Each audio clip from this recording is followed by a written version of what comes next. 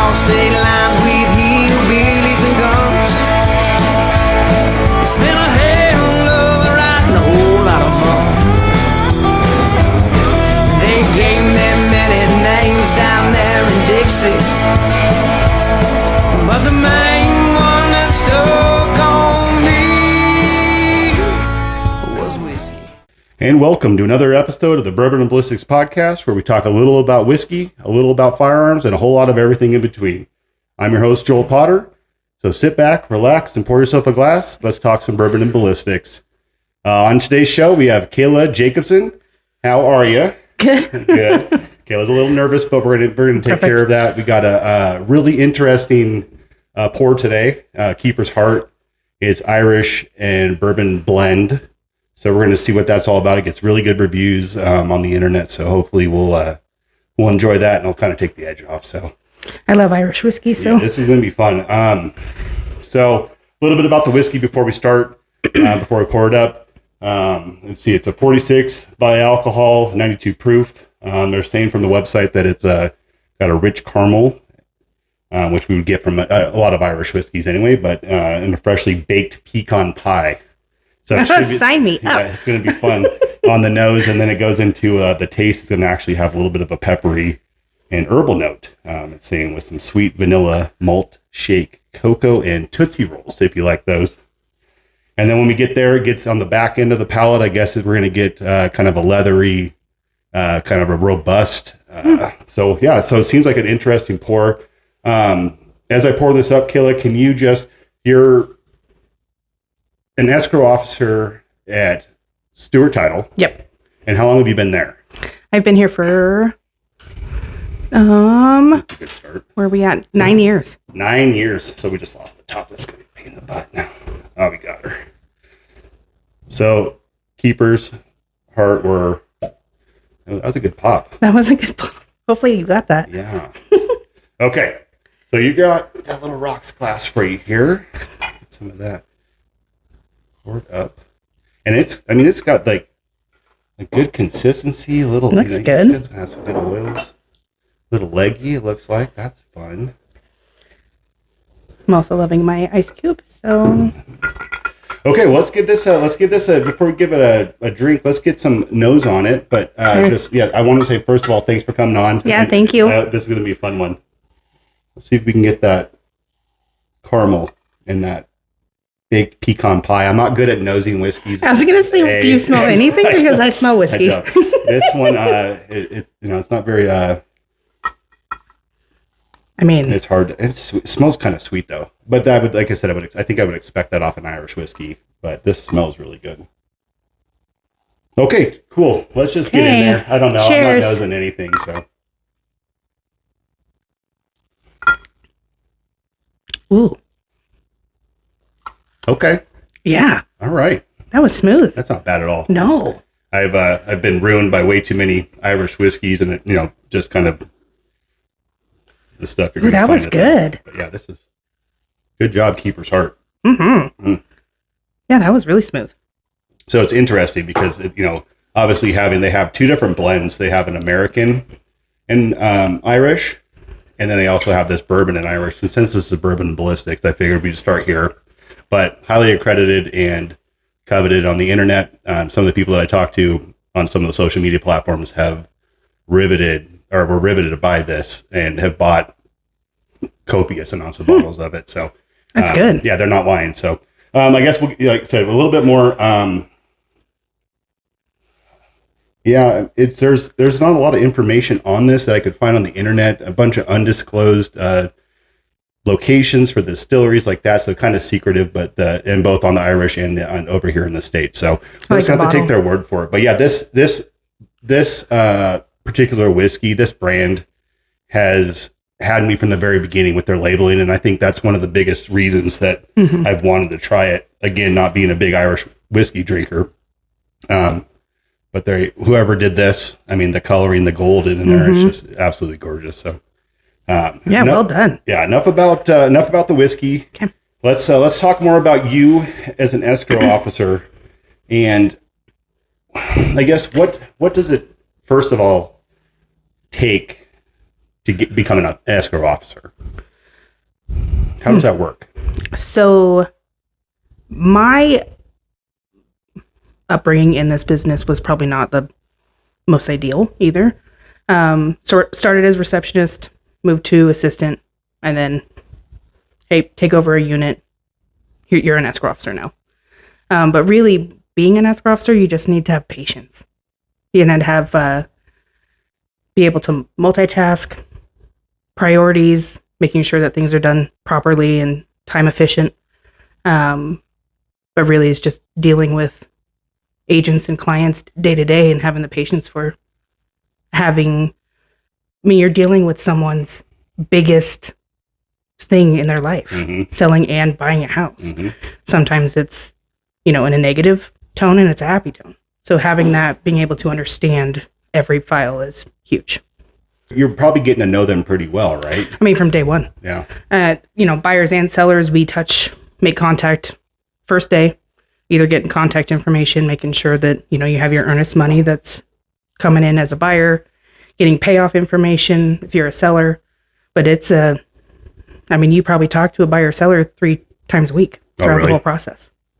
And that's huge for us too, because you build that relationship. Right. And I was going to say that probably does a lot in gaining their trust and trying to find their best, to make them understand that you have their best interest. Yep. So. Well, and I'm the neutral third party too. So it's one of those where, I'm here for everybody. Now, does that ever backfire on you being kind of stuck in the middle of all that? We're always the first to be blamed, which is, again, because you're the neutral third party. So you're always the easiest to be blamed on things, but backfire, no. And I'm pretty upfront with everything too, to where if something's going sideways, it's, hey, call the agent, call the seller. Hey, I need you. I need help. So what kind of issues, in that aspect, what typically happens? What do you run into? Every file is different, but you could sell a house and not know you have a tax lien, or a mechanic's lien on it. You're shocked at it. Typically it's always finding out if something's recorded on the property that you didn't know. Or even just trying to deal with your payoff lender. Payoff lenders are hard sometimes to deal with, and trying to get a payoff on a time crunch is hard. Yeah, this whole process seems like it. There's a lot of things that could go wrong as far as timing and making that all work. Yeah. Yeah. So now that you've been there long enough to see both ups and downs in the market, right? And where do you see us sitting right now? That's one of the biggest things I wanted to kind of delve into, is kind of get a feel from an insider's perspective what the market looks like. Lenders have a lot of different options right now for those people too, to help with, the cash to close amounts or getting the down payment assistance type thing, which is huge for, those new families or the young couples that just got married and they're in their early 20s, that can't really outbid someone with what cash they have. So that's the hard part too, because you see that all the time. Yeah.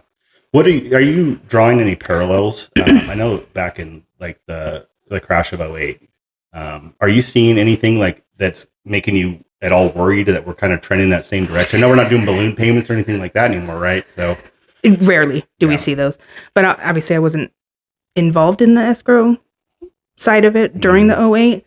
I hear a lot of that we were going into that, but right now I think we have a better path of lenders and purchase prices kind of leveling out to where we're not going to. Okay. I'm hoping that. You see, hopefully that these guys have kind of learned from that's what, yeah. Yeah. That was a bad deal. And there were so many people that,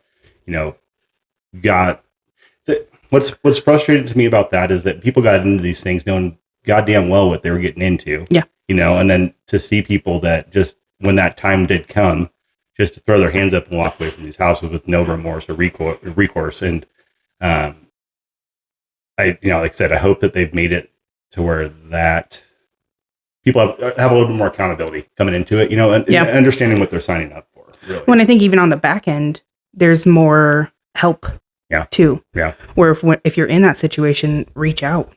Reach out to your lender, because they have different options to help with making sure that doesn't happen, which is nice. That is nice. And that's, I think, hopefully everybody's, the right intentions, going in with the right intentions and trying to help these people.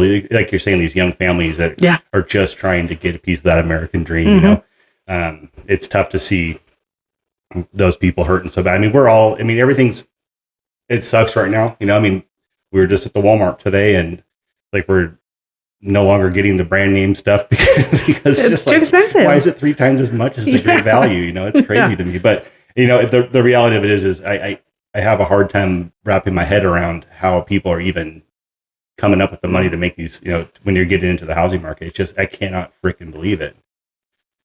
And I mean, just in general, mortgage payments right now, in which that's the hard part when you're buying a house and you're getting locked in at a 7.25, your mortgage payments are going to be hefty, you know, and that's where if you can do it for a year or two and then go refi, save some money, but you have to be honest with yourself too, because don't put yourself in a situation where you're going to lose it in 2 years too. Yeah. There's still hope. There's still options. And even, like right now, I can't imagine, even with us thinking about what this house is appraises at now as to when we bought it versus, you know, just, I can't imagine making that mortgage payment. You know, it's unfortunate.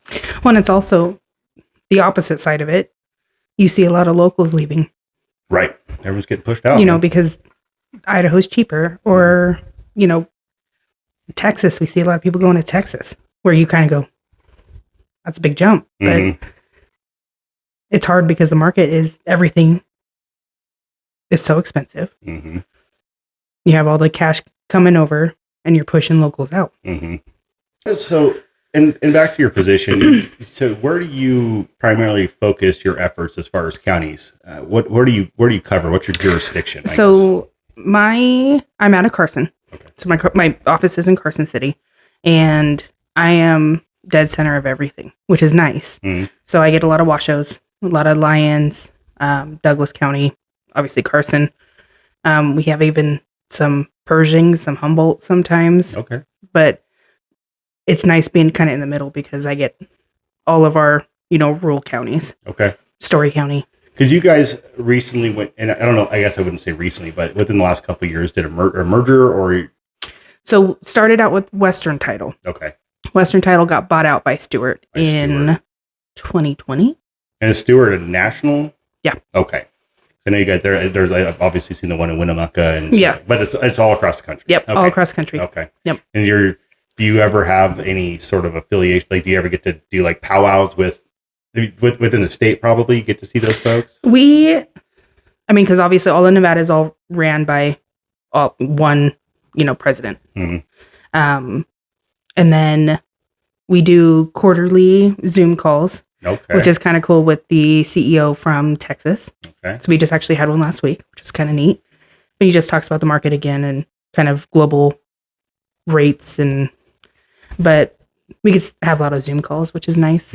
We have I want to say the Western regional manager, comes down. She's from Washington. Oh. She comes down every once a quarter, which is nice to see her too. So kind of nice to have support across the, how long has the company been around for, do you know? 100 and testing me right now because it was literally in our quarterly meeting. 150 years. Who wasn't paying attention? 150 years. Okay. I think it's something like that. That's pretty wild. I may have made that up, but I think it's pretty close to that. It's 300. Nobody knows. Nobody's going to over 100. Check. I don't think, but somebody over be funny. 100 years old. Yeah. And so did you, when you started with the company, what was your previous experience like coming in there as a receptionist? Oh God, nothing. Absolutely nothing. Fresh out of college? No, from the state. Oh. So I worked from the state. Okay. Kind of a little side job in between, and then had Gatlin, and then, hey, we have a job opening. I'm like, oh, okay. Yeah. And then just skyrocket from there. Well, that's cool. Yeah. So do you have, is there, within your industry, is the sky the limit? Like, I mean, as far as promotional wise? I mean, is at some point do you have to have some sort of certification? Do you have certifications? There's a lot of different certifications that you can have you can have licenses. You can teach also. Oh, So I'm actually looking into trying to be certified so I can teach some type of what they call them CE classes, but it's for agents to get their additional education throughout the years. They have to require a certain amount of hours every year to hold their license. oh, okay. So there's a lot of different avenues you can go that route with being an escrow officer. On the escrow side of it, escrow officer is obviously, unless you wanted to be an escrow manager, but to run your own unit, that's the top you can go. Okay. But there's so many different avenues with like Stewart Title, with being in the title side, escrow side, managerial side. There's a lot of Sky's the limit. Yeah. That's cool. I mean, I just look at it. There's a lot of times where, and I would, like you're only being held down by your ability to progress yourself. Right. Yeah.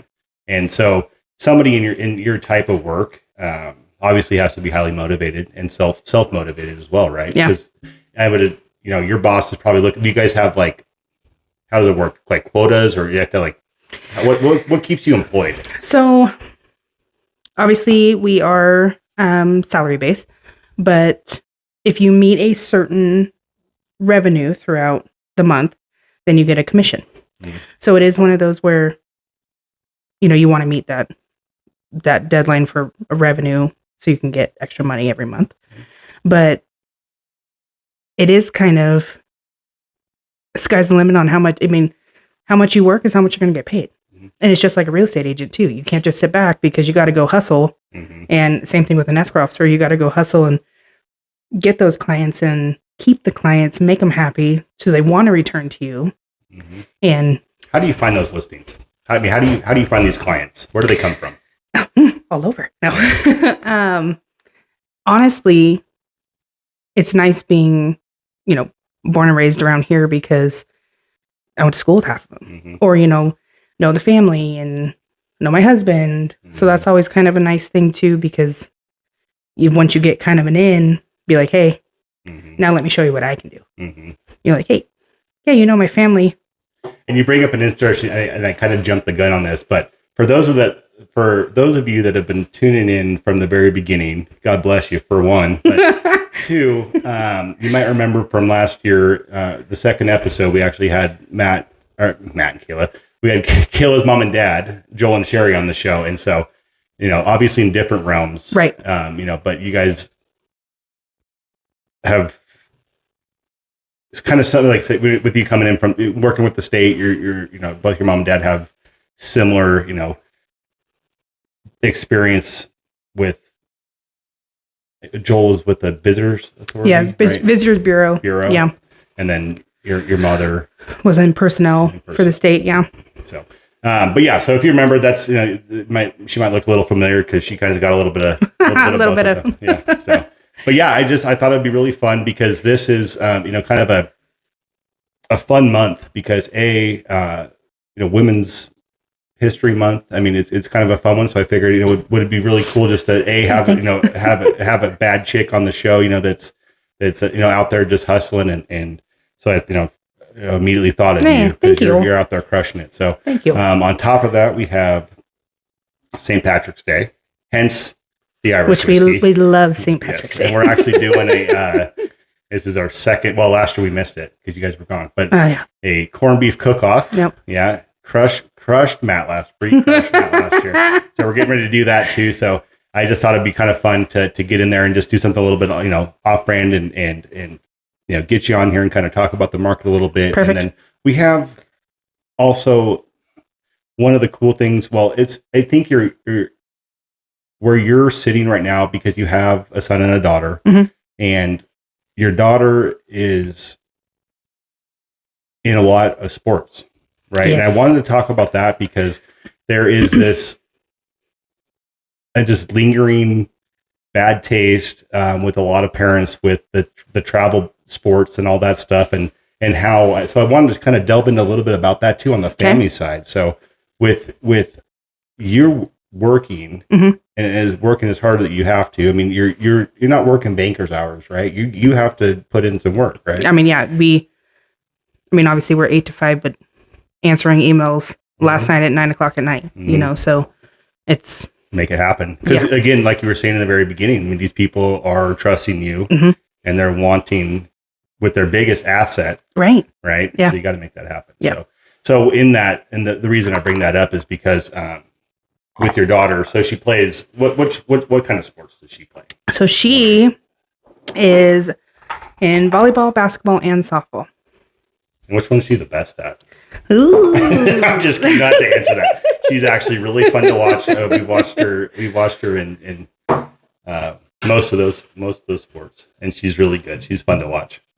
But let's talk about baseball or softball in specific, because that is probably one of the most time consuming sports that you guys are in right now, right? Yeah. So she does. There's no rec. We are doing rec also. Okay, so you got rec, and you got the travel ball, and that's it. Right now. Right. And then volleyball starts also. Yeah. For rec. So you guys, because one of the things that I think it sucks because what's happened with children's sports is that you're almost required to do this travel ball now if you want them to go anywhere. Yeah. Right. Mm-hmm. And so a lot of parents are having a hard time because you guys are never home ever. And you're not even local most of the time when you're not home. You guys are traveling all over the freaking place. So a lot of California. And you go up north too, or just in the next month and a half. Matt was just saying this too. The next month and a half, we're in California 4 times. So go and play over the hill. That's wild. And we're in a dicey time of year too, where that's so tell me what happens here. So we get a heavy snowstorm, right? And it's March still, so that's totally feasible, right? Yeah. But you guys, you have to get there. You don't get to not go to this travel stuff. It's hard because as I'm also coaching the travel, helping coach the travel team. You have to, as a program, put up an entry fee, which typically when you cancel the day before because of weather, you're out $700, and hotels and stuff like all that. All of it. Right. So it isn't one of those where you're like, okay, buck up because we got to go. Mm-hmm. And obviously once you get to California, you're not in snow. You just got to get over the hill. Mm-hmm. But again, it can get a little hairy sometimes too, coming back home. Right. We had a couple shows ago, we had Corey on and his son Caden doing the racing thing, and it's kind of similar. But you're dealing with, if you don't show up, if you're missing your teammates, and especially in team sports, that's really hard. But like these kids you're putting them in positions, and I think that they don't necessarily know what they're in for. Like Gemma's not going to understand what it's taking to make this happen, for her, right? She's just going to show. No idea. She wakes up. She probably gives you a little hell for it. Today. Yeah. Like, hey, let's go pitch. No. Yeah. Let's go. Yeah. So she's So on top of playing all the sports, she's actually in private lessons, right? To pitch and hitting. Yes. And those are separate practices. Yeah. So you got even more going on there, right? So that's where you guys, and kind of back to my original point, as parents, as husband and wife too, have to find a balance where you take your job, which you have to show up for every freaking day. Otherwise, you're not going to get paid. Right. And at some point, your boss is going to go, get the hell out of here because you're not making me any money, right? Yeah. So, but you have to also, at the same time, you want to see your kid do well. So you're trying to give them, the stars. And that in itself, I think, is we've as a society, is a societal role, have set these children up to where the rec league gets them nowhere anymore and is breaking the parents. Well, and we're coming to even a situation where, and obviously I'm kind of like the double-edged sword right now, but a lot of the travel teams, even, in Reno and California, here, Carson, they're implementing not doing rec so much. Oh. Because it's a year-round sport where our rec programs are hurting. I mean, we barely have enough for 3 teams in a division that they have to combine a division now. Mm-hmm. And obviously we're from a small town too, but that's the hard part too, is because travel ball is also hurting rec. Mm-hmm. And we have to find that happy medium also because those other kids might not be able to play. Yeah, you look at, I mean, like let's take the rec basketball program, right? And so this year alone here in Douglas County, they had to combine, and then there's only they were going to. Oh, they did not. No, it didn't have to. Yeah. And then we had a threat. I don't know if it happened in any of the other leagues, or in the age groups, but they were having to combine the boys and the girls because they didn't have enough girls to play. Yeah. Right. And then I think on your guys' you ended up with 5 teams or something. We have 4 teams, but I think each team has 7 girls. Yeah, that's tough. I mean, like last week, they had to play with 4 girls for half the game. but they make it work because it's, and the girls have a blast, but it is, I mean, at the beginning it was going to have to be co-ed for 6th and 5th grade. And watching some of these kids, like in just Brody's games, I've seen, not to say that the girls aren't tough because they're just as ruthless, like watching Gemma's game, man. Yeah. It's like, holy crap, I don't think Brody would have gotten there like that, so I'm not saying anything like that. But, but it's different. When I watch these boys throw the boys around, the other boys around, it's like, I wouldn't want to, if it was my daughter, I'd be fired the fuck up. Oh yeah, big time. Yeah. But at the same time, these kids are now at a level because they're getting older where they have to get aggressive. They have to, they have to get in there and they have to start doing work, right? And that's one of the hardest things, I think, for me is trying to convey that to Brody, to get in there and get aggressive. And he's like, okay with just kind of sitting back on the sidelines. And I've said, buddy, you're in a team sport. And if you're not performing, and then if nobody else is performing, you guys are just non-performers. Yeah. But get in there, get in there, kick some ass, and don't worry about missing those shots. At least just take the freaking shot, And so watching Gemma was that was fun. I'm glad we caught the end of that one because it was a hoot. With this age group too, just in general with sports across the board, one, you're going to know as a parent and the kids, they're either going to like it or not. Mm-hmm. And when they love it, then you promote it. Mm-hmm. If they want to, do it. But also learn or teach the kids that they can have a role in it that's not the same as, when you have little mini me point guard with Gemma that's as tall as I am. Hey, you guys have 2 different roles. Mm-hmm. So contribute to your team. Mm-hmm. Let them go battle it out underneath the basket. You stay out here and just shoot the ball. Mm-hmm. Which is nice too, and it's fun at this age for them to learn who they're gonna be. Mm-hmm. Which is always fun. I think this year especially was neat to see because you start to see these kids that we've been playing with for 5 years already, and they're starting to get personalities on the court, and you start to know them off the court, and you're like, like this kid's going to probably be in prison, or this kid's going to be a really good one, and it's going to be fun. Now, as you guys spend a lot of time coaching too, yes, right? Both you and Matt, and. Yeah, we haven't even talked about Gatlin playing sports either. We got football and baseball. And that makes it even harder. Yeah. So my question to you is when you're coaching and you have somebody, now I'm just talking, this is going to be like a Gemma's level right now. And let's talk travel, right? Okay. Because you're paying to make it onto a travel team or you try out for a travel team? You try out. Okay. Not everybody gets to play. Not everyone gets to play. Okay. So, and that's the thing that we do express up front is, hey, we are trying out, but we play, the best 10, which obviously you can have an extra hitter with this age group. But you play the best so we can go win. Mm-hmm. Because that's what travel is not about, going in. I mean, it's still having fun, but winning is fun at that point. Right. So you are upfront about that, and it is, you have to pay too. I mean, we give them the options to do sponsors and donations and We do a lot of fundraisers that cover a lot of the girls' stuff, but there are usually upfront fees at the beginning to. Sure. So that's the hard part too. But again, as a parent, you're agreeing that my daughter might not play. Mm-hmm. But here is $500 for a uniform and, whatever.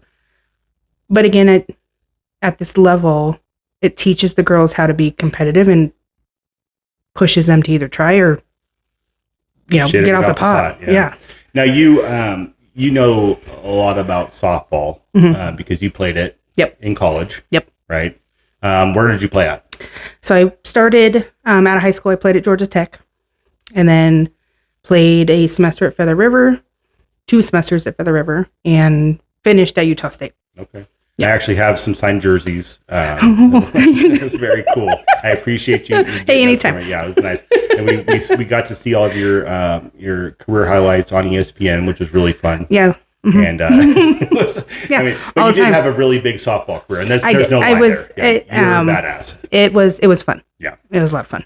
And so what happened? So I don't know softball, so forgive me, but I've seen the college stuff on TV, but is there like a women's professional? MLB? Yeah, there is. There is, and they do not get paid at all. I mean, they do, but it's not anything near professional baseball. So that's when you said I'm gonna get into Escrow Officer. Yeah, going back home, and I'm gonna go work for the state. Yeah, that's unfortunate. But and I think do you watch it? Yeah, the professional. Mm-hmm. And I actually played with a lot of. Oh really? Uh-huh. Oh, that's fun. Yeah. So do you see that sport growing? What's it like as far as like audience size? Is it getting to be something? I think softball in general is just a fun sport to watch. You guys still play it? Yeah. Right. Well, try. Yeah. But yes. I still love it. It's slow pitch, not. So, yeah. Drunk half the time, so that's it's fine. Right. It's fine. Best kind. But college softball is just fun to watch. It's a fast-paced game.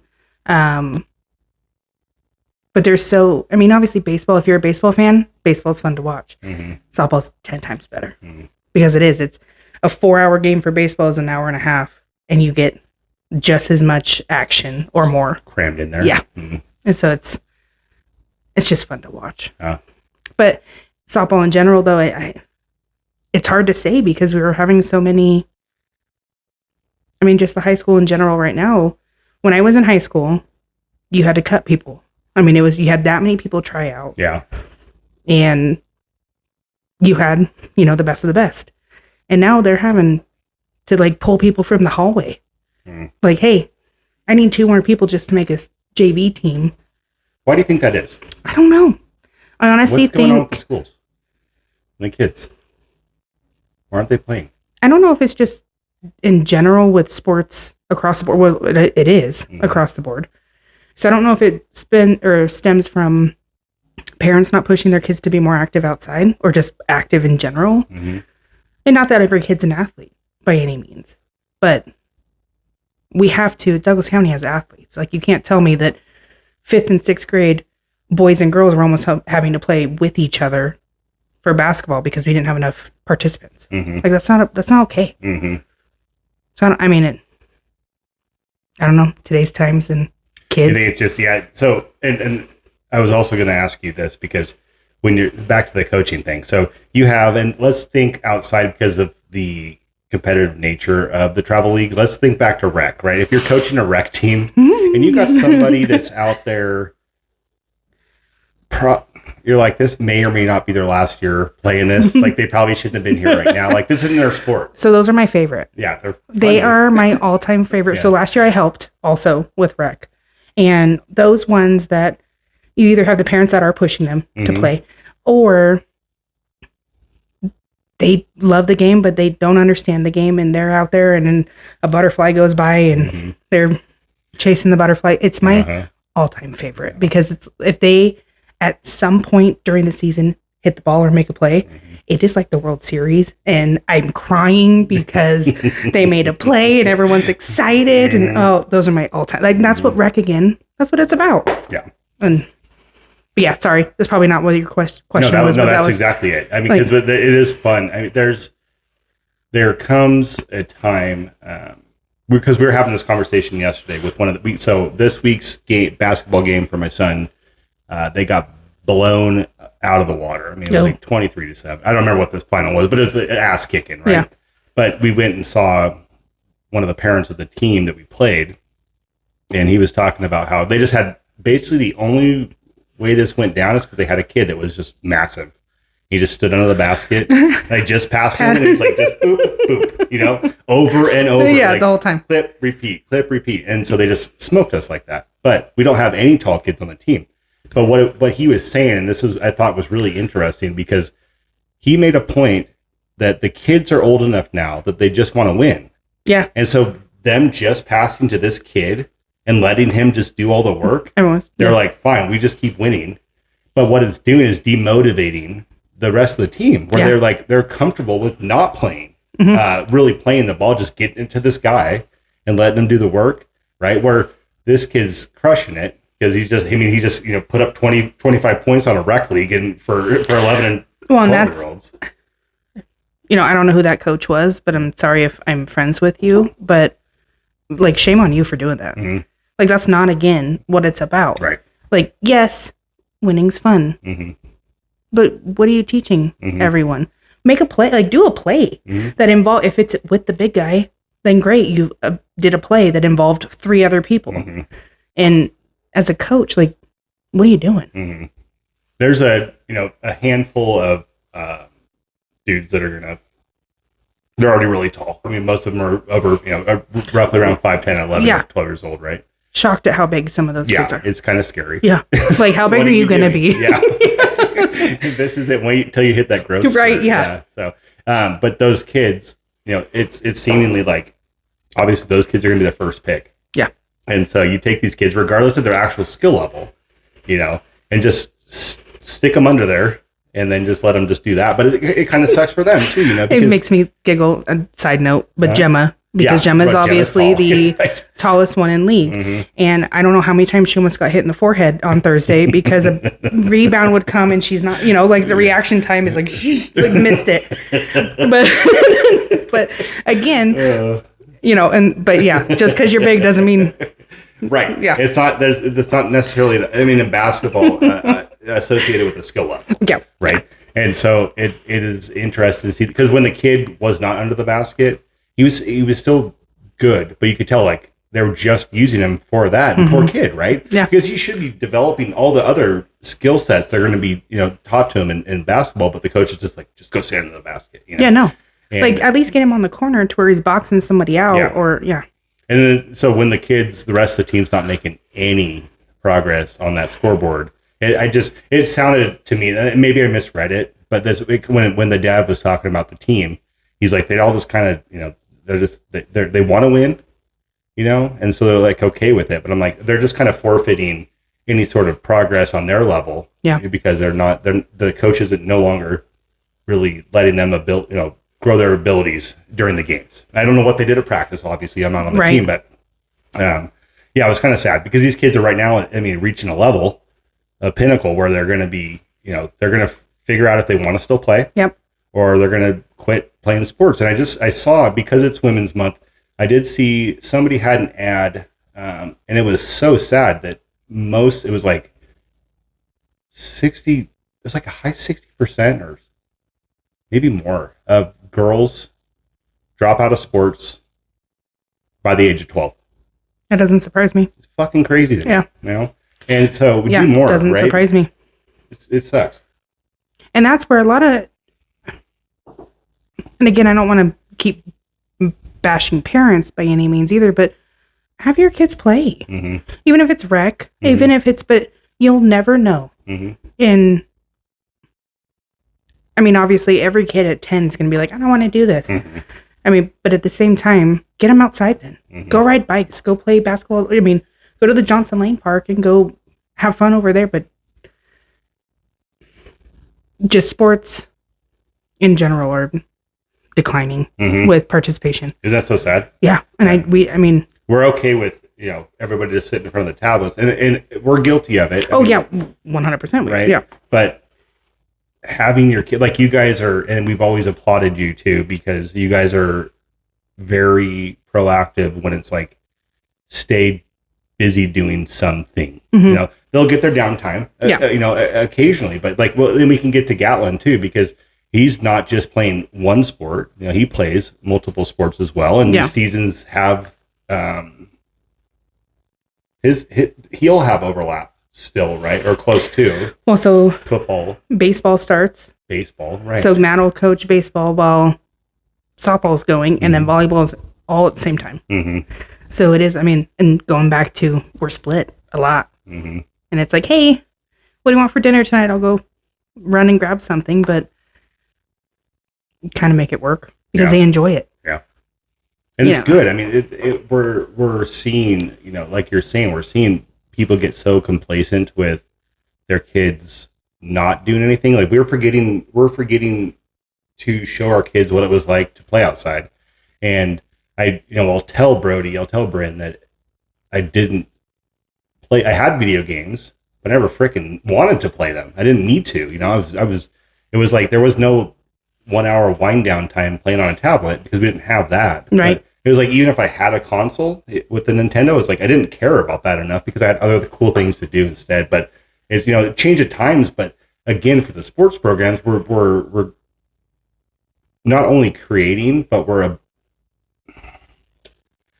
enabling these kids to be lazy. And what does that translate to when they, reach the workforce, right? I mean, like Nintendo growing up was like a treat. Like going and playing my Sonic and my Crash Bandicoot was one of those where I was done with practice and I was, now I get to go play. But again, it's one of those where I don't even know if it's parents just not pushing for people to be outside or if it's just laziness.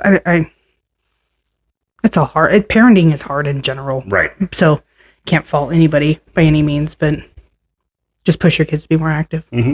It's not going to hurt. No. Again, we have, and we see it. I mean, I think with the rec, there are kids. It's like like you were saying earlier, they may not feel like they're the best, but they're there. They're showing up. They're trying, and I love that. And I don't coach, but when I did, it was really gratifying to see these kids that you're like, this isn't your sport, buddy, but you know what? Good for you for being here, and good for you for showing up. And you feel like I don't know.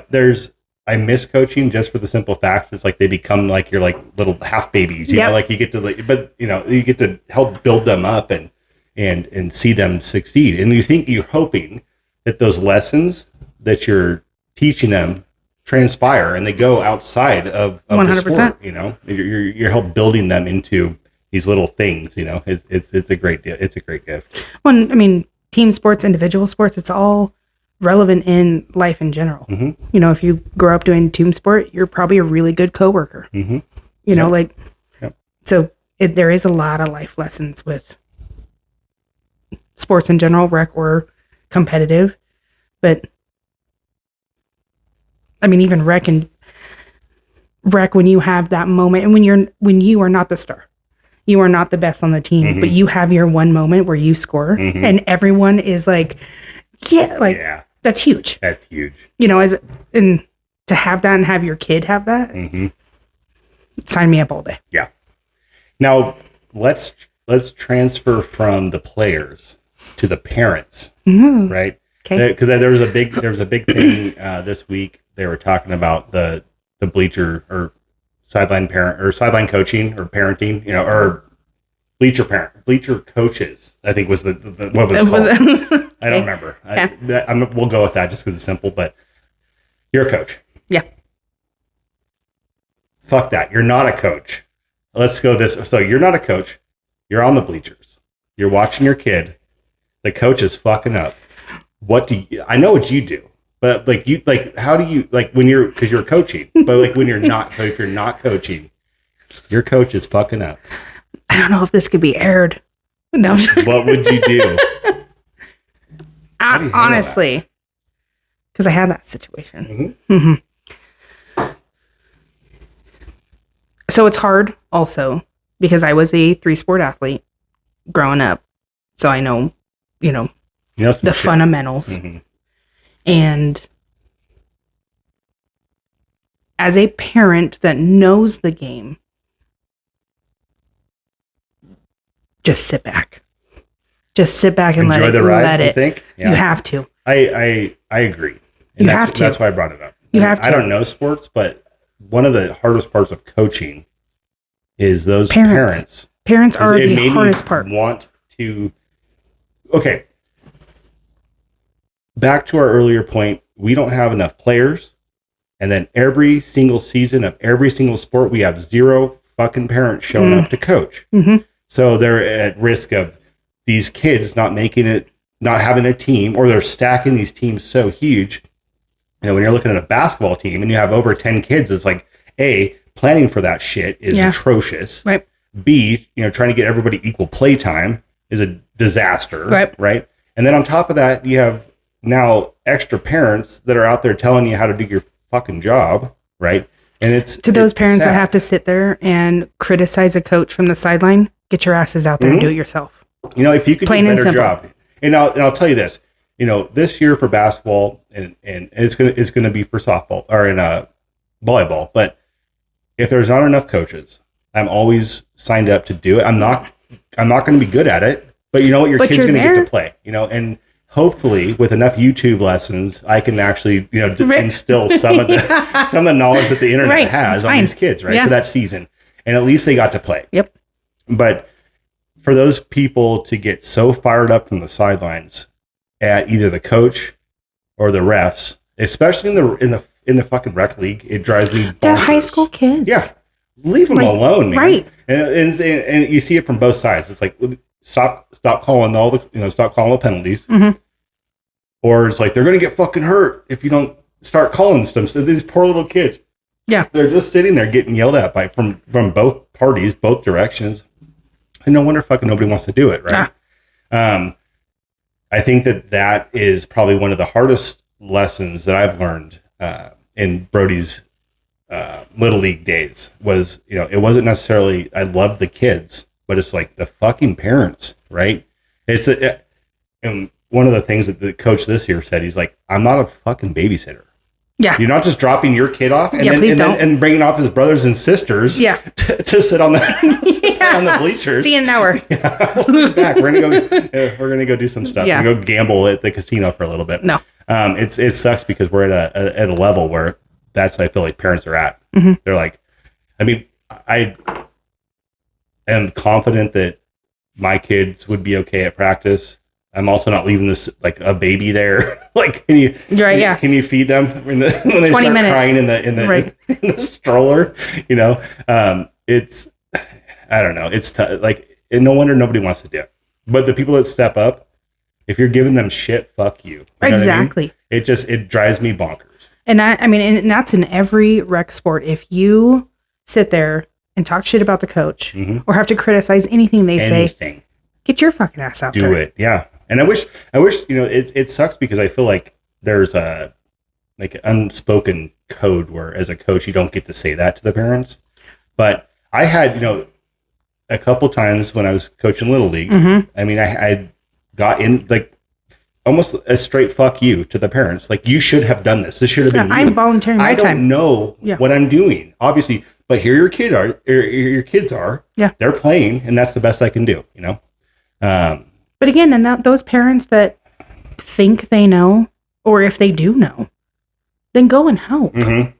Go say, hey, coach, thank you for volunteering your time. I'm not able to be here all the time, but if you need help, I'm here. And that's kind of really what happened with the Little League is like I managed the team. I did the roster. That was about the gist of my involvement. We ended up, getting Kenny Nichols, and he essentially handled the business end of it because I had no freaking clue what I was doing. That's best scenario let's ever. Let this guy know because he, or let him do it because he knows what the hell he's talking about, right? And I was like, at that point, I'm just kind of like, good job, buddy. Here's the lineup, and that was the gist. But of my again, job, though, you know? but that's okay because one, you're going in as a volunteer, managing a team, and being honest about it, and letting Kenny come in and say, "Hey, let me help you," and you go, "Thank you." Yeah, like, and there's a lot of egos with parents too. A lot of egos where they think they know, where you're like, "Hey, maybe do this differently." But again, I'm not going to say shit, but that's where I was on that side. I was a parent. And then I said, okay, now it's my turn. Now it's my turn to get in here because I played it my whole life. Like, let me now. Let's race some Let athletes. me show, the skill or teach some, I guess I should say. And your experience is far greater. And I feel like, when you look at like Pop Warner, right? We can talk about Gatlin. And, especially when you're talking like the junior peewees or the midgets or whatever, like when you get like way down there, these little tiny dudes running on with big ass heads and bobbleheads all the time. You're calling to experience, right? And so I played Pop Warner and that was the end for me, right? But I'm still to this day, I'm like, I think I know what I'm talking about, but dude, I have just shut up, Joel, because you don't know what you're talking about. Like let somebody that maybe did actually play in like high school. Well, and that's my favorite is to watching Pop Warner, watching Gatlin and his team play was my all-time favorite because I don't know football. Being an athlete and then literally being on the sidelines and being that one mom that's clapping for the wrong team. Like, that's me. Right. So I'm like, oh, good job. Oh, that's not good. Okay. That's not us. Like, oh, oopsie. But that is like the best all-time because they're just having a blast the whole time. Yeah. And they're Pop in Warner's there just good. crushing. I know. I Pop love. Warner's so fun. And Gatlin was a lot of fun to watch too. I love watching your kids play sports. It was fun. And this was his first year. Or you played he played last year. Second year, yeah. He is growing. I mean, as far as his abilities as well too, because he was really funny the first. Everyone's funny their first year. Well, yeah, 100%. But seeing him because he's kind of coming into his own. Yeah. This go around, and the kids are getting a little more serious, and they're starting to kind of find, like you were saying earlier, starting to find themselves and figure out what their capabilities are. Yeah. And that's got to be neat to see too, and especially from the sideline, as a parent, and you now you're starting to not only know your kids and who they're becoming, but their friends, their cohorts, their teammates. It's a neat deal, and if you haven't got to do that, I mean, it's almost like a, I don't know, emotional moment, really. 100%. When you're taking, I'm like, okay, dude, but watching, like I said, even Gatlin, I had such a blast watching him at football, and I'm excited to see what he does this year. It's fun at that age too because there's no fear yet. Where they, because obviously in that age group, there's going to be some big kids, there's going to be some small kids, and he's one of the bigger kids. But putting him up against the biggest kid, he's always like, "Yep, sure," like no big deal. And that's where I'm like, okay, if we can keep that, right. You might get your ass knocked, kicked and knocked on the ground, but he's like, okay, not going to stop him. No, and that's cool because you're instilling that confidence into him, and like you were saying earlier. That's going to come with him. That's going to go with him when he goes into, into middle school, into high school, the workforce, when he becomes, hopefully, to college, when he goes to college and all of a sudden his world is completely upside down because he's not, essentially at home all the time. So it's the entire point of this was that there is a multitude of reasons that your kids should be out there trying, doing something, all the things, right? I mean, literally golf, lacrosse. They I guess there's some new lacrosse league started. Something. Flag football. Yeah, there's like hell. I mean, there's so many options. So much. Yeah, we had an opportunity to go up to the ice rink in Reno fun. And watch Katie and Steve's girl play hockey, ice hockey. That's amazing, It was so neat. It was so fun, and it was I've never been in an ice rink with hockey before. So it was really neat to go in there and see her. But the same thing, watching her out there, just trying to figure out like how to play On hockey. ice, yeah. And now how to actually ice skate as well, right? There's so many, the learning curve was so steep, but she was out there just, I mean, it was amazing to see. It was so neat. But I never would have thought, I would ever be watching one of my friend's kids play hockey, ice hockey. Right. It was cool, but she's out there crushing it, and they wouldn't have known had they just, I don't know what how it all, came about, but it was really cool to watch her. And I don't know. I hope she does good with it. It's super cool. Probably just push your kids to go do something different, or just get out. I mean, go bowl. Yeah. Go do something. We have the luxury of having so much so close to us. I mean, even if Douglas County doesn't offer it, even if Carson doesn't have it, Reno probably will, or you can shoot over the hill to Sacramento, and they're going to definitely have it. We're within earshot of anything you could think of. We talk a lot about on this show how fortunate we are to live, right outside of an OHV area where you can just take the side by side and just as long as you have fuel, you don't ever have to stop. Yeah. You could go, all the way through Utah if you wanted, if you had enough, gas in the station. Make it too, you can figure it out. And, just to get your kids out there, and I think it helps keep them out of trouble, and it builds that trust with their teammates, their friends, or school friends, and hopefully just life keeps them growing and finding what that means to, get out of that shell a little bit, it's amazing. Well, and obviously as parents, your goal is not to raise shitheads. I mean, in all honesty, and that's whether it's sports or not, but getting them involved with anything will help them. Did you coach before, Gemma?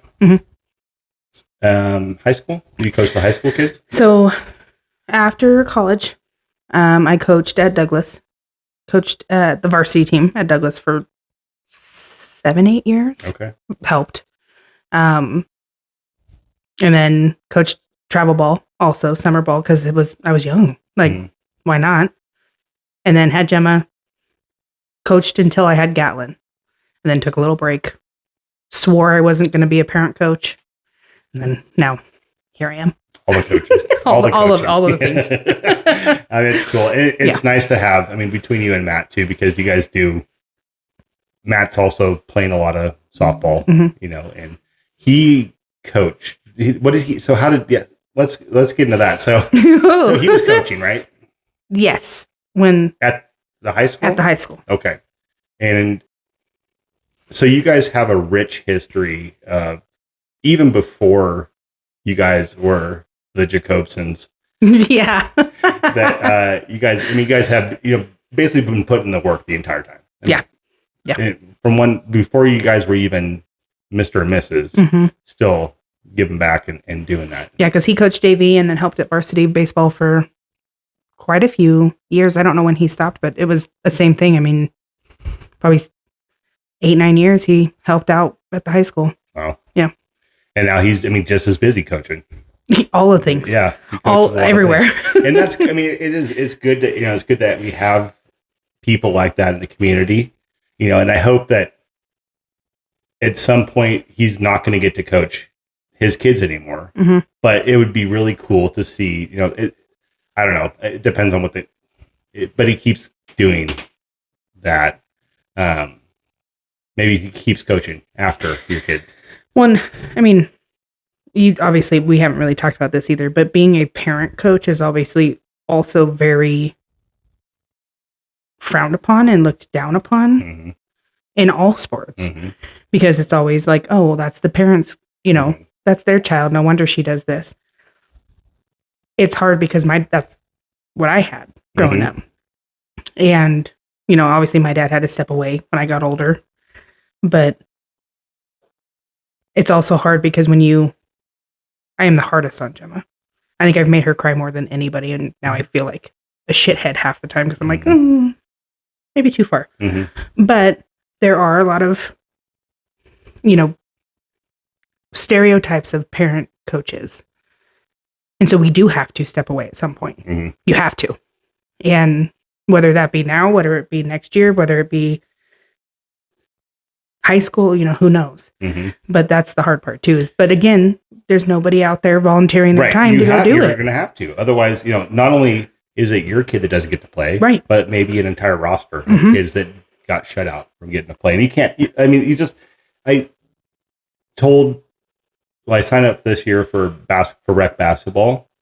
I mean, I could at least pretend with baseball. I could probably football I played. Gallen's age for sure. Right. It's like at this point, but it was just a matter of if kids can't make it, if kids are not going to get to play because of this, right, then I'll freaking try. That's the best I can do. And the reality of it is, what I had kind of foreseen happening was I get in there. I don't know basketball for the life of me, right? I'm learning just because of Brody playing. But drills and stuff, like what would practices be like? I can't be a head coach. I promise you that. But I can at least assist somebody else that's willing to step up and help out. Well, then I got in, and it's like, working 40 hours and then trying to do anything else, and then it was like I'm going to probably rob these kids of a season. But the reality is we have the tools out there that anybody could just step up and. Don't let those kids go hungry with their sports drive, because you're not going to have that forever. At some point, that door is going to close, and they're going to realize that either A, they're not an athlete, or they couldn't find the motivation, or somebody didn't let them. They may have been awesome. You robbed them of that. So that was the idea: is that you're going to get them in there. They're going to play. Mm-hmm. It may not be most, because I look at what these coaches are doing. I'm like, I wouldn't have done that. I couldn't have figured this out, But that's where, as a parent, even right now, basketball season, that's what we're in. Mm-hmm. Every parent that has a kid on a rec team, needs to go tell that coach, thank you. Thank you for taking the time to go do this. Mm-hmm. Whether the season sucked, whether they lost every game, even if the one-man show, tall kid, but at the same time, your kid was able to play. Right. They were there. And that coach volunteered their time to go do it. And so again, everyone needs to be thanked when you volunteer your time. Absolutely. There's I think, at the end of the season, we really try our best to show the coaches, because there's a lot of it's not just necessarily that hour of practice, right? Yep. They come in there, they're already ready on practices for the drills that they're going to run. It's not that they're just coming in and showing up at the same time as the kids and getting in and getting out. It's not like that. You just show up around on game time. Right. It's fine. It's fine. Or don't show up at all. Yeah, it's fine. Depending on the sport. And the coach isn't here again. No big deal. We'll be fine. But there's a lot of, it's not just that hour, the hour of the game, the hour of the practice each week. There's probably a lot of, late night video watch. Like I said, for the coach that I was going to assist, he's like, we're going to be watching YouTube to figure this out, because I'm not a coach, I don't know the drills. Yeah. But the kids were getting to play. So it's, they're getting better. Even those coaches that have to go do that at home and go watch videos on drills, those kids are getting better. Yeah. Like plain and simple. Yep. And even if they get the slightest bit better off after a season, you did your job as coach, which again is a huge commitment. And it's a commitment for these parents. Yeah.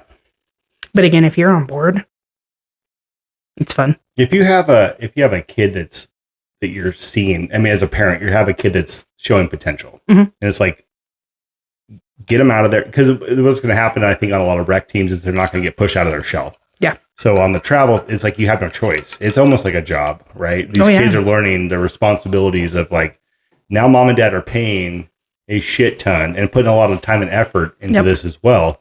So you're going to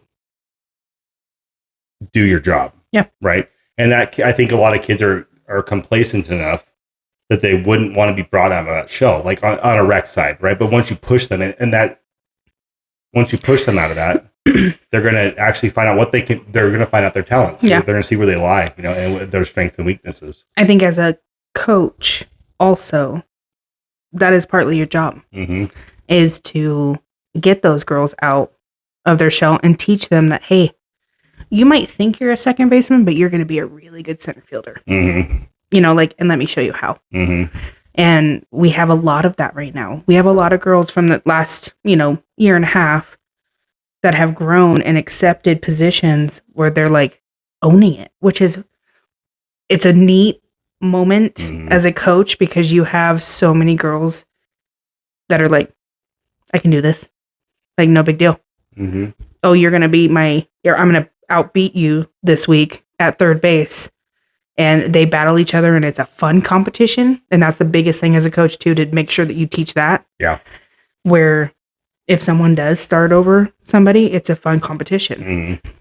But it is neat to have those 11 and 12-year-old girls own who they are and seeing that. Whereas, and obviously as a woman, Women's Month. That's right. And it's so neat seeing these young women coming into who they are. And because at this level, at Gemma's level, like they're right there on the cusp. Oh yeah. They are not. I mean, some of these girls are 2 years away from high school. Yeah.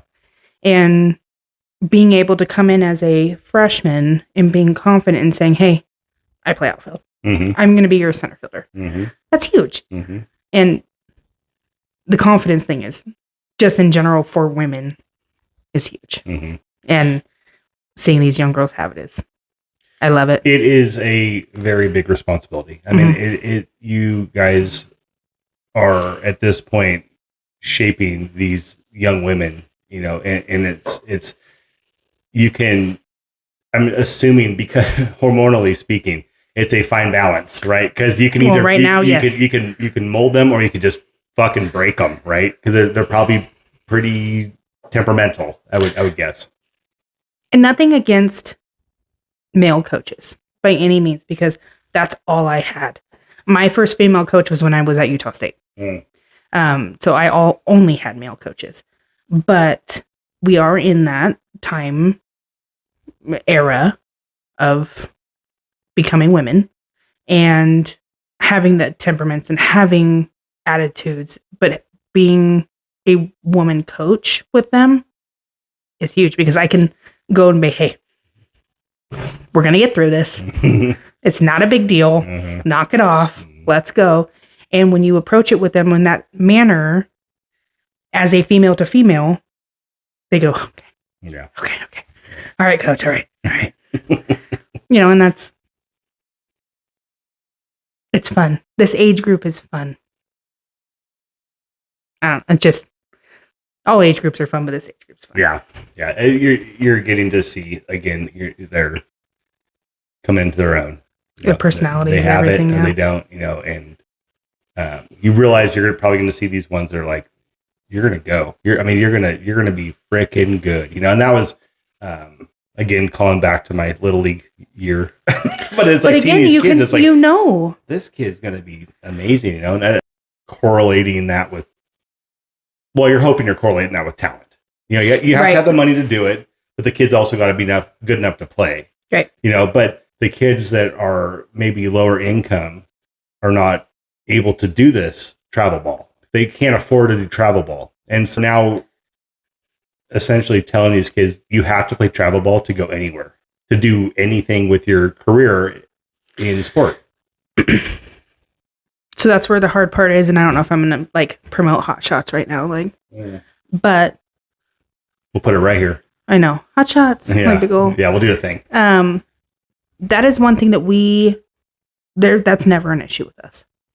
And no matter what scale you're on, we will there's so many opportunities for, like, again, donations, and it's, you know, yeah, you might have to go hustle, but we're never going to turn away anybody that can't.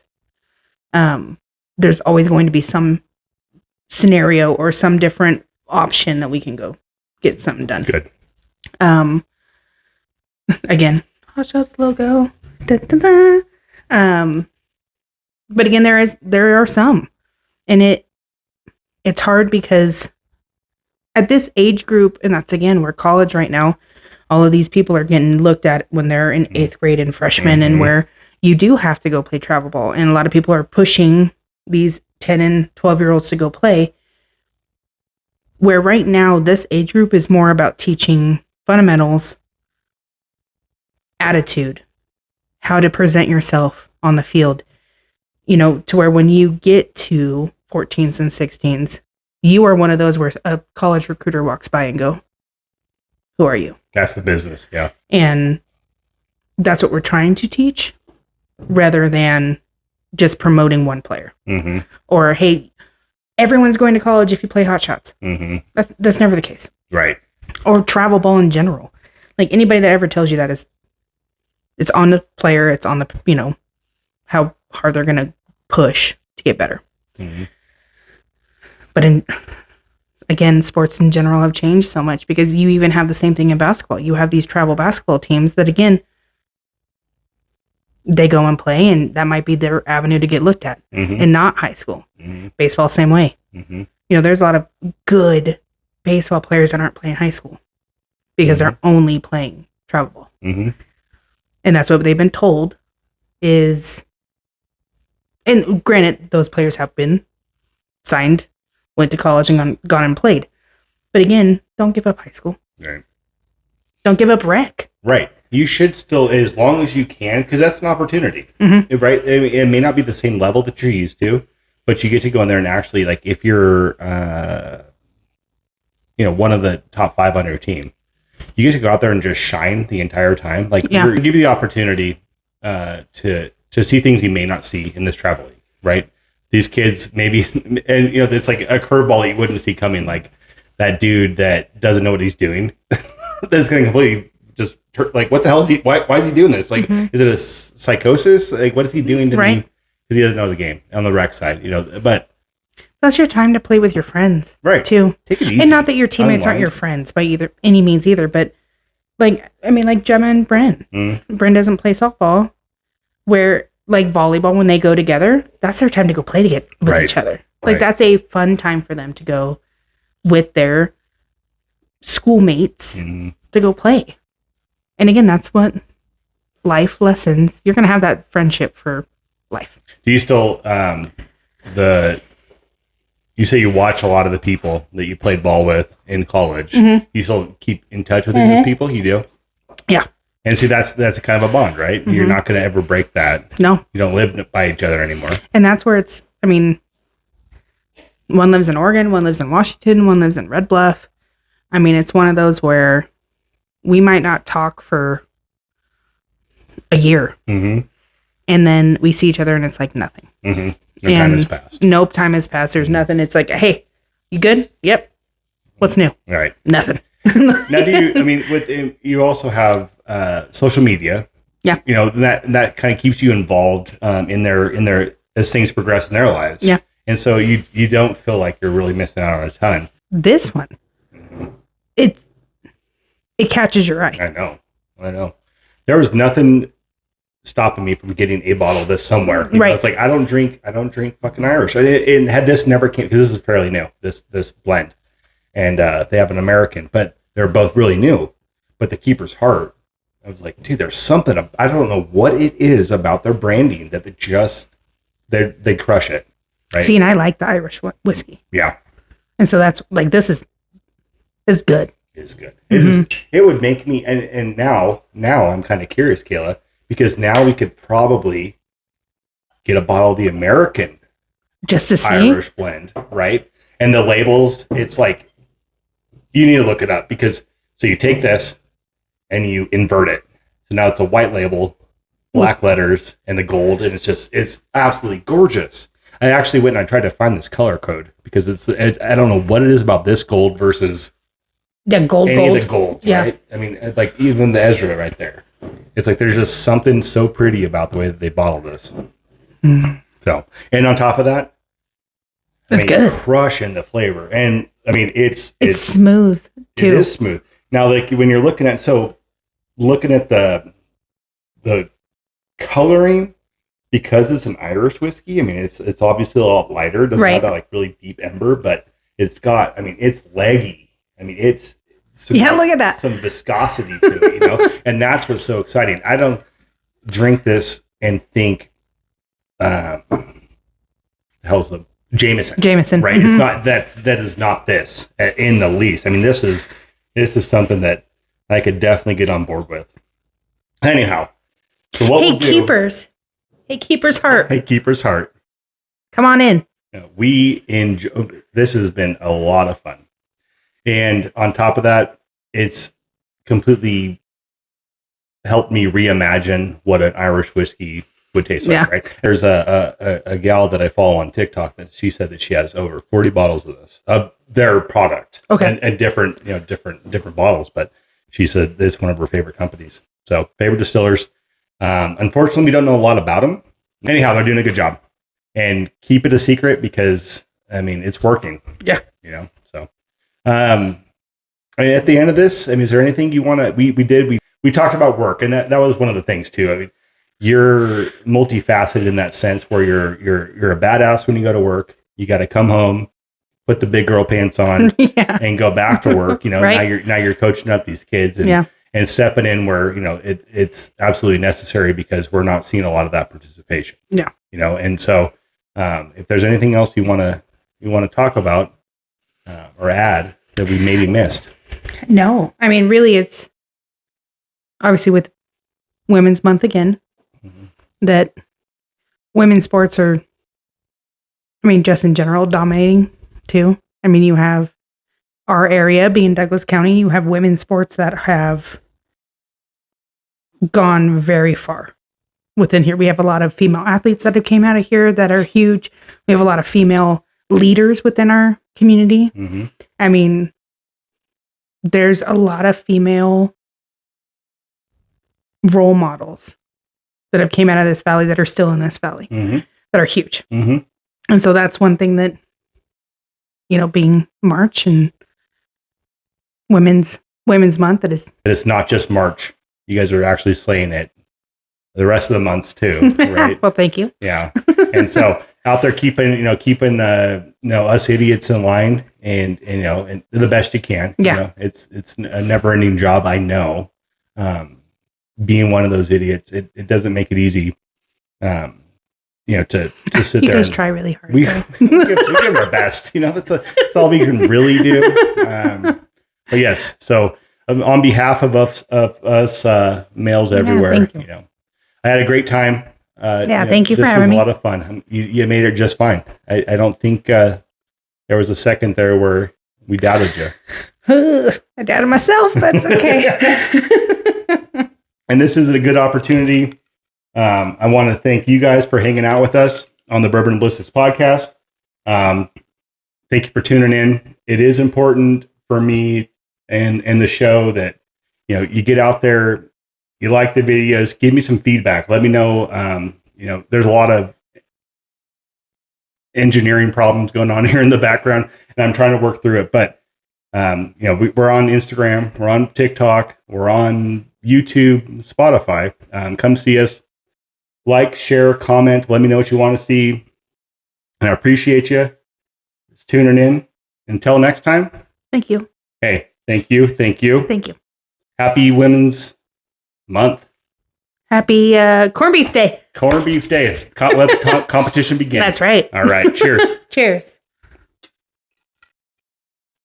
Across state lines, we